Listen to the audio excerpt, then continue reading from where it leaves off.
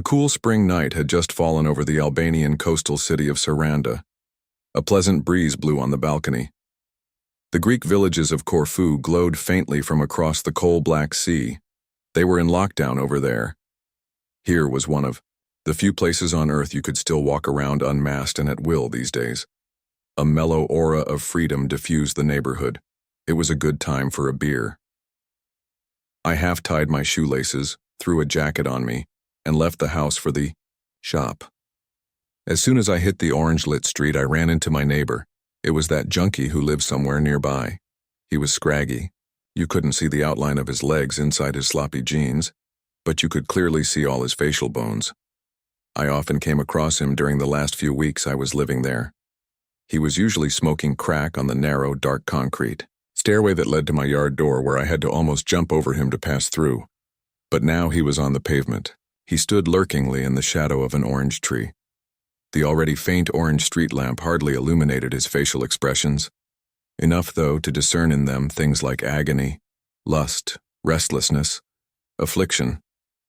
Every time I passed him, he would whisper English words like smoke, weed, grass. This time he seemed particularly distressed, and he rather yelped them than whispered. I'd been ignoring him every time so far, but this night I was gripped by a beguiling wistfulness. I halted and told him, "If it's something good." Hope glowered mightily from deep inside his cavernous eye sockets. With a complicated, improvised, partly English, partly Albanian articulation, he basically asked, "How much money do you have?" I told him I could spare the Albanian currency equivalent of $5. He tried to raise the stake, first at 20, then at 10, until he accepted the original proposition. We walked down the street towards the shop for the beer and his supplier for the pot. The supplier popped suddenly out from the shadows in the form of another junkie, as scrawny but a quarter shorter. They conferred privately with each other, shouted a few things in Albanian, and he dashed back to me, pushing his hand under my nose with urgency. He held a tiny little foil wrap containing hardly a morsel of cannabis. It smelled all right, though. "This is a sample. We walk down the stairs. You give me the money and I give you the stuff, good amount," he explained in his peculiar language. We entered a particularly dark patch of shadow. He produced an oval plastic wrap, but wouldn't loosen his grip on it when I tried to snatch it. "The money first. The money first," he insisted. When he understood I wasn't going to part with a dime before I make sure I want what he has, he let me have a closer inspection of the item between his fingers clasping it. Whatever the content, it was cloaked with several layers of transparent adhesive tape. I could barely discern something greenish in there that could have been leaves or grass, but certainly not marijuana. "Are you a bloody idiot, man?" I told him off. "What the dickens is this? Did you really just try to hoodwink me?" He seemed embarrassed and agitated. He said something on the line of, No, it's okay. Just wait a bit. He'll go fetch it for you now. You just wait. 1 minute." His countenance radiated distress like a star does light. I sympathized with him and pitied him. Plus, I'd warmed up to the idea of having a spliff tonight. "All right," I conceded. "Vrapo," he then howled as he swiveled his torso to face the other guy standing by the top of the stairs. I correctly guessed that the word meant run, seeing the chap taking to his heels at once. The two of us remained on the same spot, waiting. I then told him that I'm from Greece after him asking. A trace of excitement surfaced from deep down his emotional abyss. He told me that he used to live in Greece until some 12 years ago. He had toured several of the country's prisons. His 2 brothers were still there on life sentences. His Greek was pretty decent. We'd found a common language to communicate a bit more properly. "You on crack, eh?" I said conversationally. "Crack, yes. Only crack," he returned, sort of apologetically. "And how about heroin? Don't you use smack?" "You look like you do," I pried curiously. "Heroin? No, I don't use it," he replied unsurely. "Well, not for a long time. I've been clean for 8 whole weeks.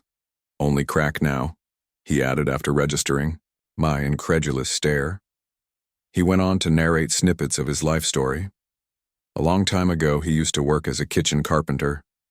Still a young boy, He moved to Greece to join his two older brothers and work to save some money. He originally intended to exercise his profession, but he soon found out that the drug-pushing business was a much more lucrative occupation.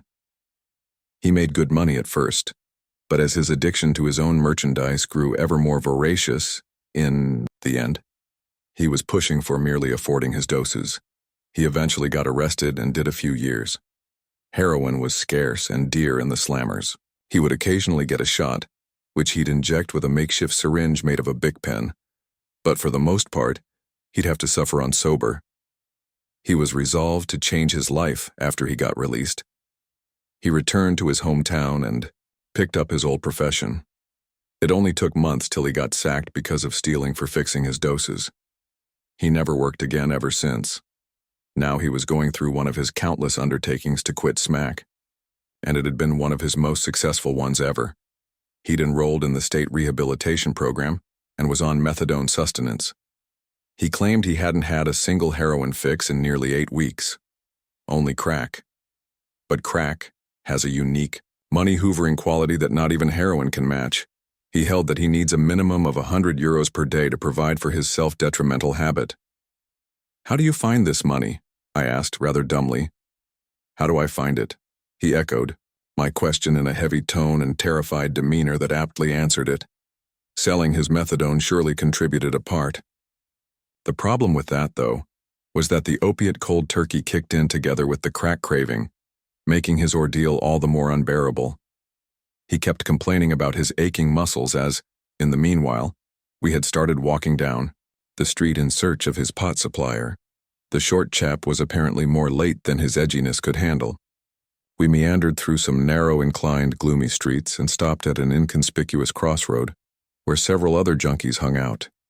He asked one of them for a rolling paper and rolled the cannabis morsel he'd been carrying with him all along.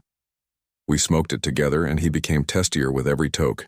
His last drops of patience had dried up by the time he tossed the burning crutch in the sod beside the road.